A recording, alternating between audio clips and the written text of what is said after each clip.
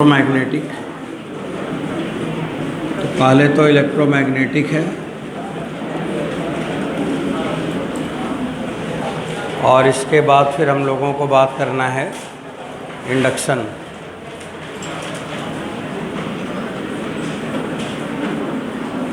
और फिर हमें डिस्कस करना है इंडक्शन। तो यहाँ पे दो चीज़ें हैं, पहले तो इलेक्ट्रोमैग्नेट बनाएंगे और इसके बाद तब फिर हम इंडक्शन की थ्योरी पढ़ेंगे। मतलब यहाँ पे दो लोगों का काम है, एक है इलेक्ट्रोमैग्नेट बनाने वाले का या इलेक्ट्रोमैग्नेट का कॉन्सेप्ट देने वाला, और एक है इंडक्शन समझाना। तो जो इलेक्ट्रोमैग्नेट पे हम काम करेंगे वो फैराडे का एक्सपेरिमेंट होगा, और जो इंडक्शन पे काम करेंगे वो सेल्फ इंडक्शन और म्यूचुअल इंडक्शन है, और उसको हेनरी ने दिया था। कौन दिया था? हेनरी ने। तो यहाँ पे दो लोगों का एक्सपेरिमेंट है, एक इलेक्ट्रोमैग्नेटिक है जिसको फैराडे ने बताया, और एक सेल्फ इंडक्शन और म्यूचुअल इंडक्शन समझाने के लिए हेनरी ने काम किया। तो इन्हीं दोनों को आपको पढ़ना है। अब देखो, फैराडे के दिमाग में जो बात चल रहा था वो कुछ ऐसा था, जैसे मैंने एक यहाँ पे लिखा डायरेक्ट का मतलब जो अभी हम पढ़ रहे हैं, और एक हम इंडक्शन लिख रहे हैं।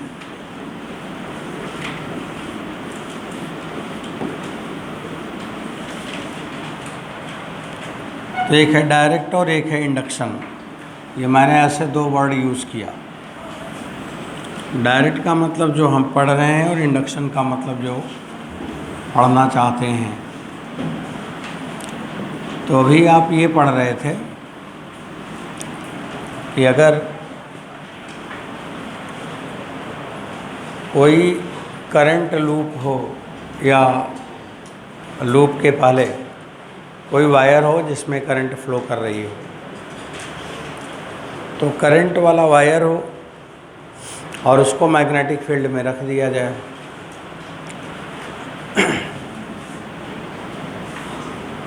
तो अगर मान लीजिए कि इसमें करंट फ्लो कर रही है,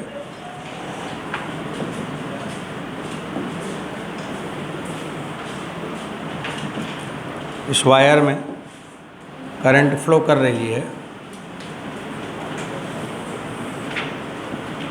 और इसे मैं मैग्नेटिक फील्ड में रखा है, तो इस पे क्या लगेगा? मैग्नेटिक फोर्स लगेगा। मैग्नेटिक फोर्स किधर लगेगा? ऊपर की तरफ लगेगा।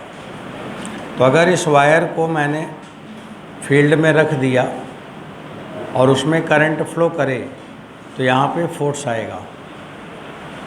तो मैं ये लिख सकता हूँ कि वायर हैविंग करंट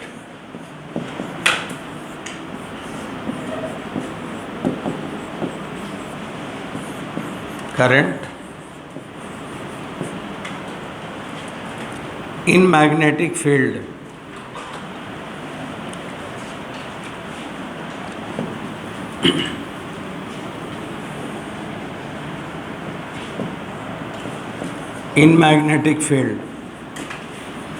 अगर इसको मैग्नेटिक फील्ड में रखा जाए जिसमें करंट फ्लो करे,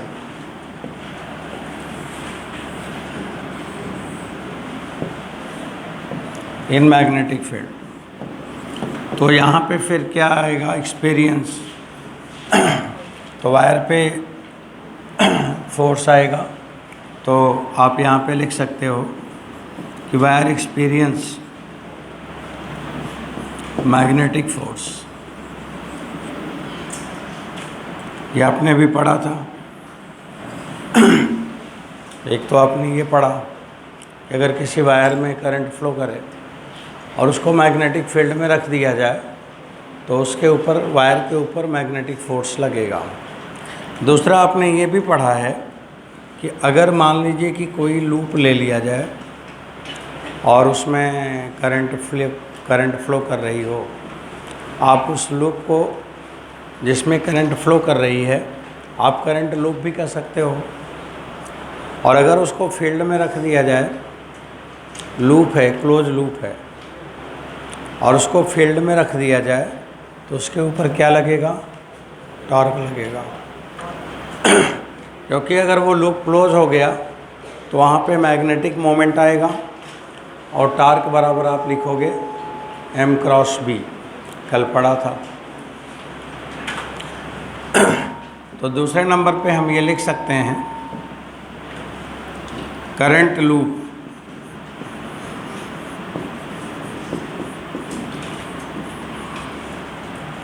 और प्लस मैग्नेटिक फील्ड।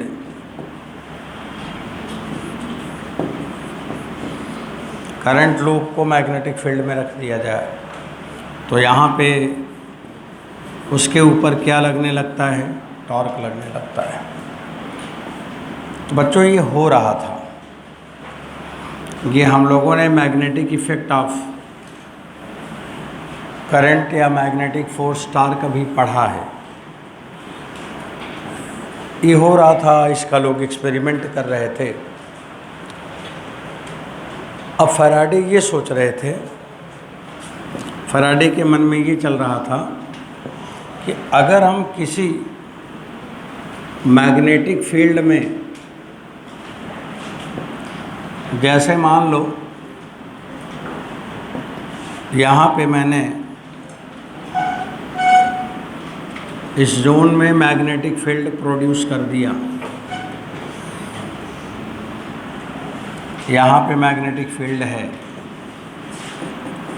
और एक वायर ले लिया, एक तार ले लिया, और इस तार को चलाना है। इस तार पे मैंने फोर्स लगा दिया, तो इस वायर पे मैंने फोर्स लगाया तो क्या किया?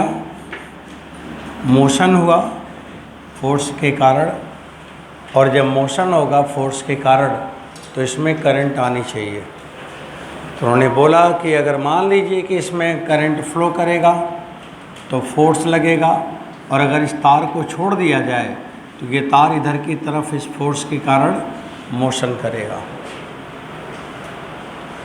तो अगर करंट है और उसकी वजह से करंट है और फील्ड में रख दिया जाए तो उस करंट के कारण मैग्नेटिक फोर्स लगेगा, और उसका असर ये होगा कि ये वायर चलने लगेगा। तो फिर उन्होंने सोचा कि अगर फील्ड में हम वायर को चलाएं तो उसमें करंट आनी चाहिए।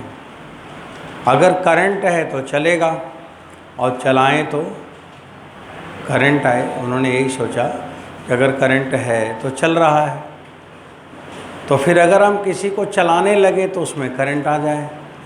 बात समझ में आ रही है? तो उसी का बात इन्होंने सोचा कि अगर wire under force, wire moving in magnetic field,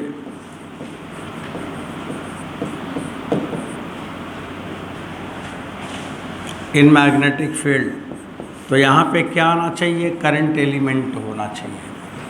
तब इसे क्या बन जाना चाहिए? करंट एलिमेंट बन जाना चाहिए, इसमें करंट आ जाना चाहिए।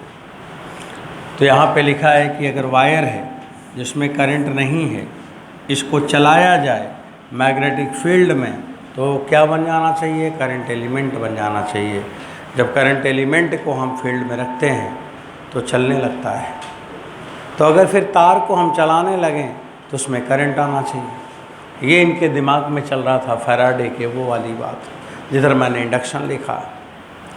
दूसरा, इसी तरह से यहाँ पे भी हम कह सकते हैं कि टॉर्क लगाया जाए, टॉर्क लगाया जाए, टॉर्क ऑन लूप, किसी लूप पे, और वो मैग्नेटिक फील्ड में रखा रहे। मैग्नेटिक फील्ड में रखकर हम उसको घुमाएं, हम उस पर टॉर्क लगाएं तो आना चाहिए। जैसे मैग्नेटिक फील्ड है और उसमें मैंने कोई लूप को रख दिया और उसको मैं घुमाने लगा, टार्क लगाया तो घूमने लगा, फोर्स लगाया तो दौड़ने लगा, टार्क लगाया तो घूमने लगा। और जब घूमने लगे तो उस लूप में जो करंट नहीं था, केवल मैंने घुमाया और उसकी वजह से उसमें क्या आ जाए, करंट आ जाए। ये फैराडे के दिमाग में चल रहा था कि अगर ये हो रहा है तो वो क्यों नहीं होगा, ये हो रहा है तो ये भी होना चाहिए। और उसी चीज़ को उन्होंने प्रूफ करके दिखाया कि वो भी हो रहा है। उसी को हम पढ़ेंगे, इसका उल्टा इफेक्ट पढ़ेंगे। अब torque on loop in magnetic field, तो ये क्या बन जाएगा, करंट लूप बन जाएगा। बच्चों यही इनके दिमाग में चल रहा था। इसी को लेंज से जानना चाह रहे थे कि क्या ये पॉसिबल नहीं है, क्या मैग्नेट के कारण करंट वरंट नहीं आ सकता। तो उन्होंने बोला कि हर चीज़ का उल्टा पॉसिबल नहीं है, हो भी सकता है और नहीं भी हो सकता है। और ऐसा कह के उन्होंने छोड़ दिया, इग्नोर कर दिया। तब इन्होंने डिसाइड किया, फैराडे ने, कि वो खुद प्रैक्टिकल करके देखेंगे। और ये 27 अगस्त 1831 को इन्होंने प्रैक्टिकल शुरू किया था। अब वो प्रैक्टिकल करेंगे, अभी वो क्या कर रहे हैं बताएंगे थोड़ी देर में। अब हम तब तक तैयारी कर लें कि जब वहाँ से कुछ रिजल्ट आएगा तो हम उसे कैसे यूज़ करेंगे, वहाँ पे हम कैसे समझेंगे। तो थोड़ी सी थ्योरी और पढ़ लें, तब चलें देखें कि फैराडे का प्रैक्टिकल क्या चल रहा है। अब बच्चों, फैराडे के एक्सपेरिमेंट पे हमें सबसे पहले ज़रूरत पड़ेगा, क्योंकि मैग्नेटिक फील्ड में अगर कोई लूप है, मैग्नेटिक फील्ड में हम किसी चीज़ को रखा है, तो मैग्नेटिक फील्ड का मतलब क्या है, मैग्नेटिक लाइन है। और वो मैग्नेटिक लाइन किसी लूप में लिंक होगी, किसी जगह मैग्नेटिक लाइन पास करेगी, किसी सिस्टम में, किसी तार में, किसी लूप में वो इंटर करेगी। तो जो लाइनें किसी लूप में एसोसिएट हो रही हैं, उसी टर्म को हम लोग क्या कहते हैं, मैग्नेटिक फ्लक्स। क्योंकि फ्लक्स का मतलब है बहुत सारी लाइनें कहीं से पास कर रही हों, तो हमें पहले मैग्नेटिक फ्लक्स जानना होगा। और इसको मैंने फाई से लिखा। और ये वेबर ने, जैसे गॉस ने इलेक्ट्रिक फ्लक्स बताया था, वैसे वेबर ने मैग्नेटिक फ्लक्स की बात किया था। ऐसे आइंस्टीन ने फोटॉन फ्लक्स की बात किया था। ऐसे ही पॉसली ने फ्लूइड के फ्लक्स की बात किया था। तो सब लोगों ने कहीं न कहीं एक ही तरह की बात सभी जगह ने किया। तो अब ये मैग्नेटिक फ्लक्स मैंने वेबर की बात कर रहा हूँ। तो मैग्नेटिक फ्लक्स क्या है, मैग्नेटिक लाइन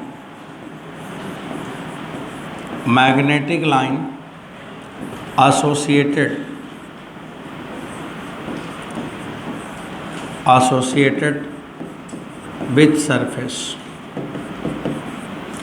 तो मैग्नेटिक फ्लक्स है magnetic line associated with surface. कोई सरफेस से अगर मैग्नेटिक लाइन एसोसिएटेड है तो उसको हम लोग फ्लक्स कहते हैं। उसी तरह से जैसे आप लोगों ने इलेक्ट्रिक फ्लक्स पढ़ा था, तो उसमें आपने पढ़ा था E.S, याद है ना। ऐसे यहाँ पे आप क्या पढ़ोगे, B.S। तो अगर मैग्नेटिक फ्लक्स की हम बात करें तो फाई बराबर होगा B.S। ये होगा फाई बराबर आप लिख सकते हो B × A × cos theta.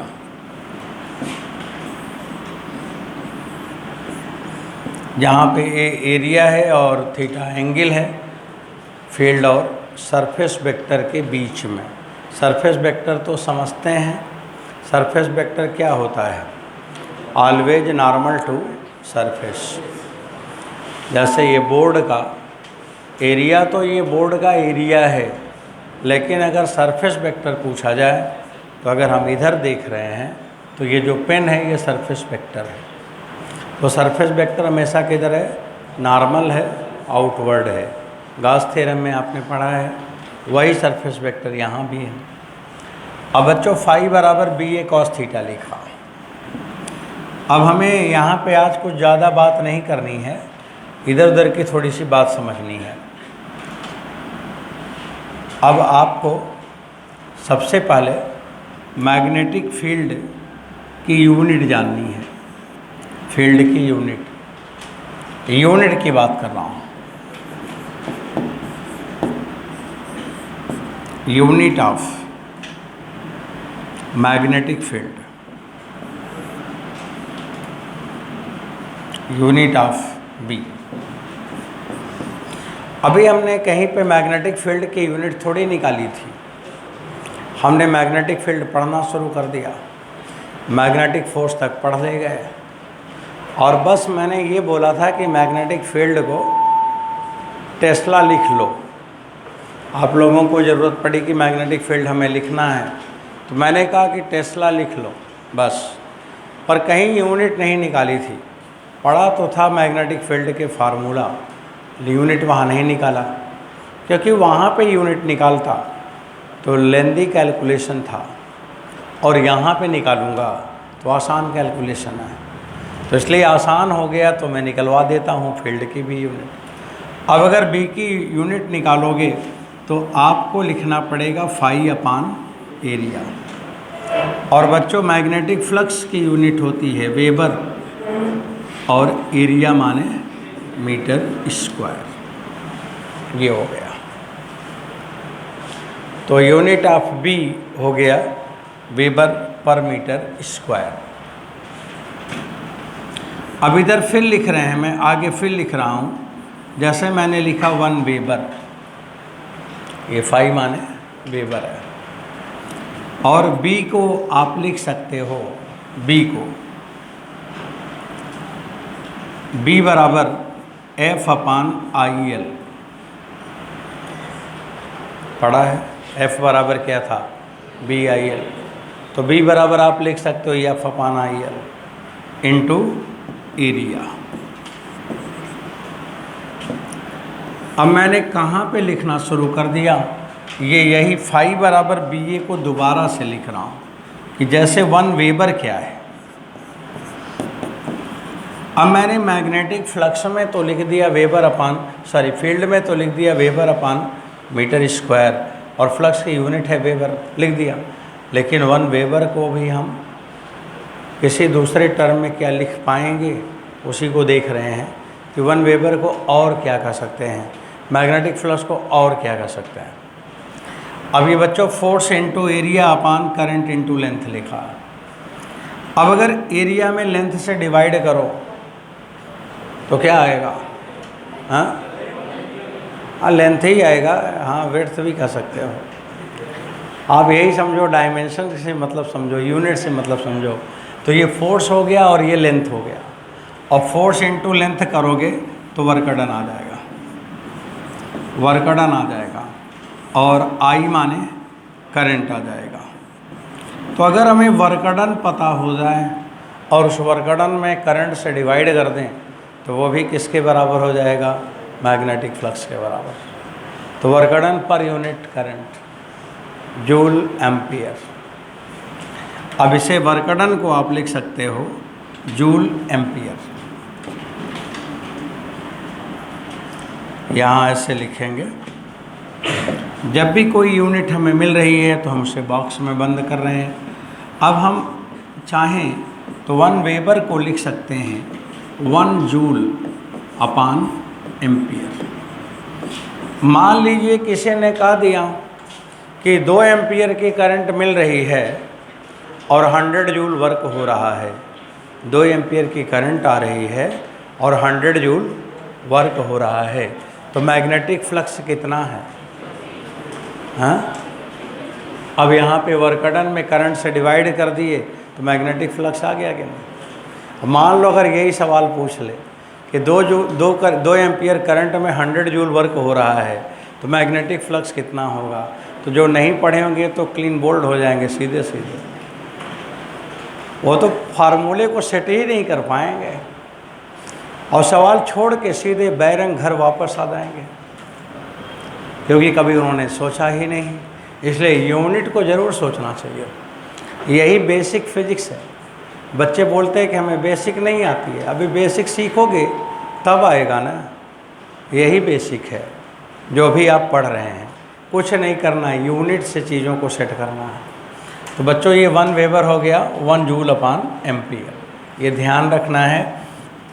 Physics के टीचर ये सब पूछ के बच्चों से इंटरटेन करते हैं कि देखें ये सब क्या किया था पहले। अब वर्कडन बराबर हम क्या लिखेंगे, वर्कडन को भी लिख लो। अब आप इलेक्ट्रोस्टैटिक की तरफ जाओ। तो वर्कडन बराबर अगर हमें लिखना हो तो मैं क्या लिखूँगा, चार्ज इंटू वोल्टेज, W बराबर Q इंटू V, पढ़ा है ना। और अगर हम यहाँ पे करंट की बात करें तो I बराबर क्या होगा, Q अपॉन T। I बराबर क्या होगा, Q अपॉन T। अब फिर आप लिख सकते हो यहाँ पे बराबर V इंटू T, ये लिख सकते हो। हम लोग अभी पढ़ रहे हैं वेबर का मान, फ्लक्स को लिख रहे हैं, वोल्ट इंटू टाइम हो गया।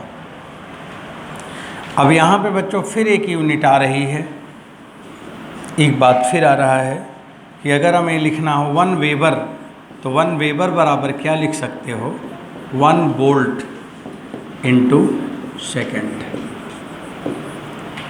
अब वोल्ट और सेकंड कर दिया जाए तो यहाँ पे 1 वेबर आ गया। ये हुआ मैग्नेटिक फ्लक्स।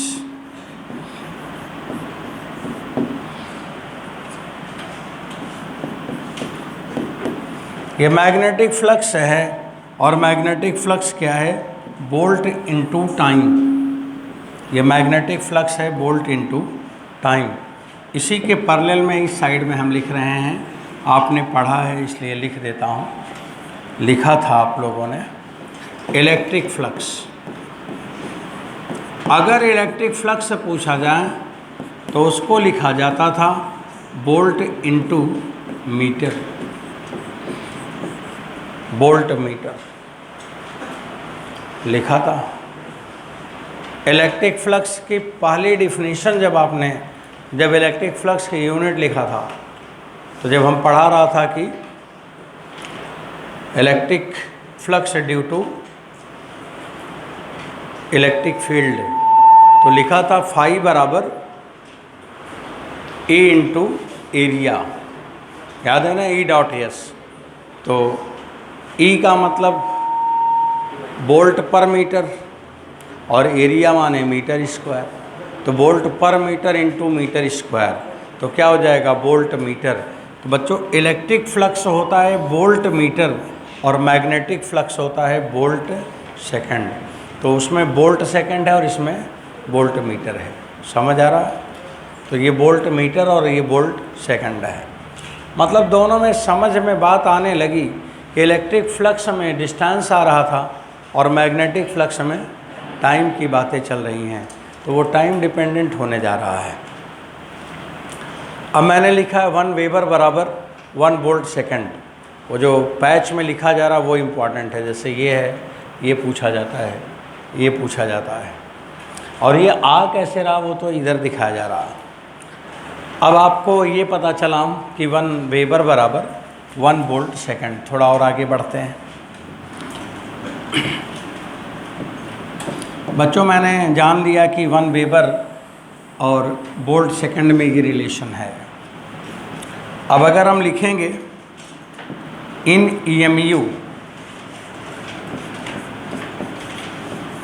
EMU, ESU तो लिख नहीं सकते आप, क्योंकि करंट है, मैग्नेटिक फ्लक्स है। तो यहाँ पे क्या लिखोगे, इलेक्ट्रोमैग्नेटिक यूनिट। आपको याद होगा 1 वोल्ट EMU में कितना आया था, मैंने 1 वोल्ट ESU में भी बताया था और 1 वोल्ट EMU में भी बताया था। अब देखिए आपने 1 अपान करके पहले तो यही गड़बड़ कर दिया, यहाँ 1 अपान नहीं होता। 1 वोल्ट बराबर होता है 1/300 ESU, और हम तो EMU लिखा है। EMU में जब आपको पढ़ाया था तो 10⁸ आया था, जब ओम्स लॉ पढ़ा था तो उसी समय लिखा था। आपके भूलने की जो अगर दिया जाए नोबेल प्राइज़ तो आपको मिलेगा, भूलने का प्राइज़। तो बच्चों EMU में हम कैसे निकालेंगे, यहाँ दिखा देते हैं, आप भूल रहे हैं तो देखो। V बराबर आप लिखोगे W/Q, और W बराबर होगा जूल अपान Q माने कूलाम, और जूल का मतलब होता है 10⁷ अर्ग, और कूलाम बराबर मैंने पढ़ाया था 1/10 बायट। याद आ रहा है कहीं? हाँ, पढ़ लेते भूल जाते इसके बाद। 10⁸ अर्ग अपान बायट, इसी को इलेक्ट्रोमैग्नेटिक यूनिट हम लिखते हैं 10⁸ EMU। तो समझ गए क्या है?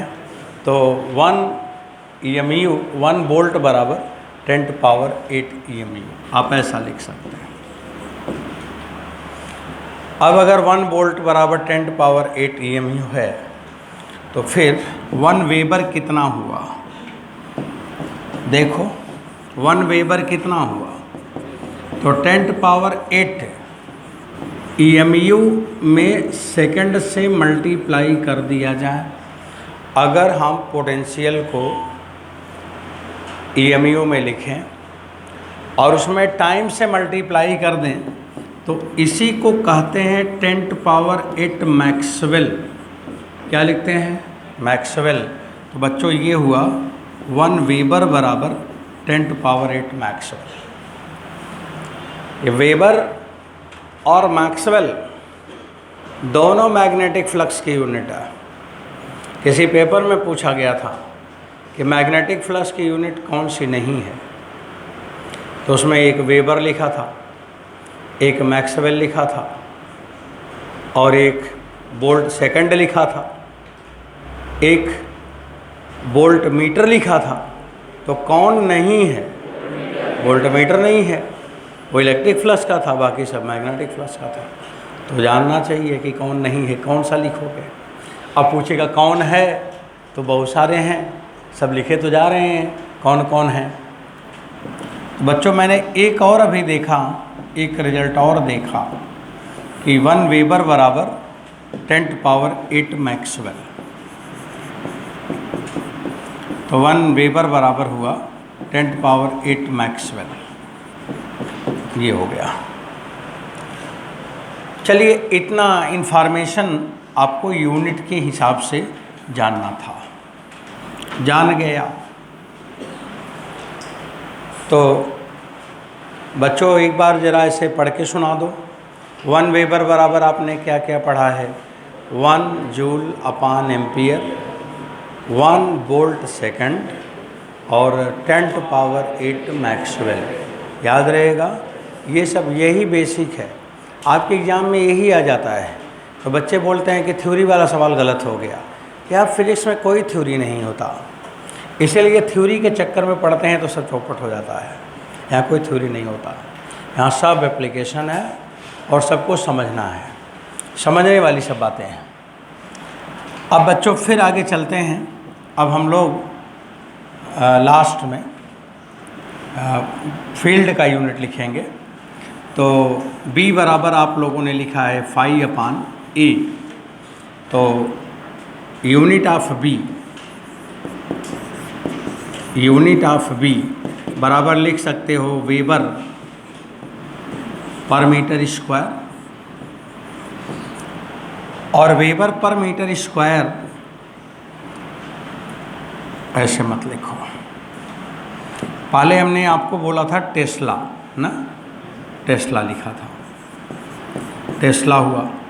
तो टेस्ला किसके बराबर है? टेस्ला माने SI यूनिट है, वेबर पर मीटर स्क्वायर है, ये टेस्ला हो गया। अब वेबर पर मीटर स्क्वायर को आप लिख सकते हैं 10⁸ मैक्सवेल अपान मीटर स्क्वायर लिख सकते हो।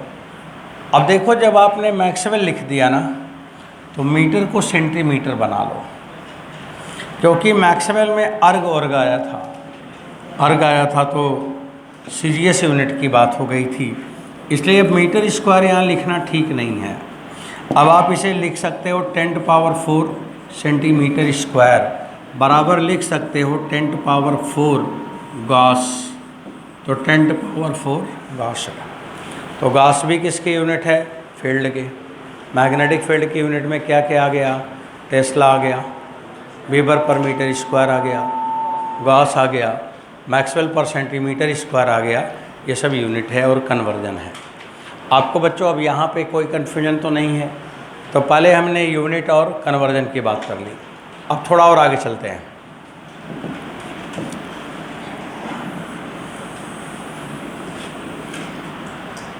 अब उधर फैराडे का एक्सपेरिमेंट होगा। अभी हम लोगों ने मैग्नेटिक फ्लक्स को समझ तो लिया कि फील्ड इनटू एरिया है। मैग्नेटिक फील्ड किसी लूप से एसोसिएटेड है तो उसी एरिया से मल्टीप्लाई कर दो, फील्ड में फ्लक्स आ जाएगा। चलो इसे कुछ निकाल के भी देख लेते हैं, निकालना चाहते हैं, फ्लक्स निकालना चाहते हैं।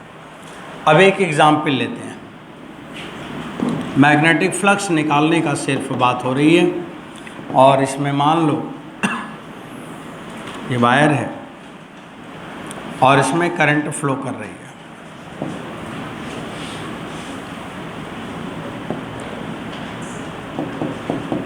और ये बच्चों ये कोई प्लेट है यहाँ पे रखा हुआ है। इस प्लेट का डायमेंशन दिया है, यहाँ से d दूरी पर है, इसका ये लेंथ L है और इसका विड्थ यहाँ पे B है, और ये लॉन्ग वायर है। करंट इसमें I फ्लो कर रही है। तो अगर ये करंट फ्लो कर रही है तो हमने पढ़ा है किसी वायर में करंट फ्लो करेगा तो मैग्नेटिक फील्ड आएगा। अब अगर इस वायर में करंट फ्लो कर रही है तो उसमें मैग्नेटिक फील्ड आएगी और मैग्नेटिक फील्ड इसमें पास करेगी, और जब किसी एरिया में मैग्नेटिक फील्ड पास कर जा रही है तो मैग्नेटिक फ्लक्स बन जाएगा। तो क्वेश्चन यही है मेरा कि इस प्लेट में कितना मैग्नेटिक फ्लक्स है। तो magnetic flux associated with plate. तो बच्चों ये सवाल है, इसको अभी हमें लगाना है।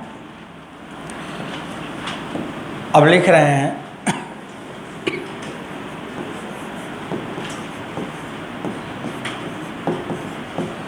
Magnetic flux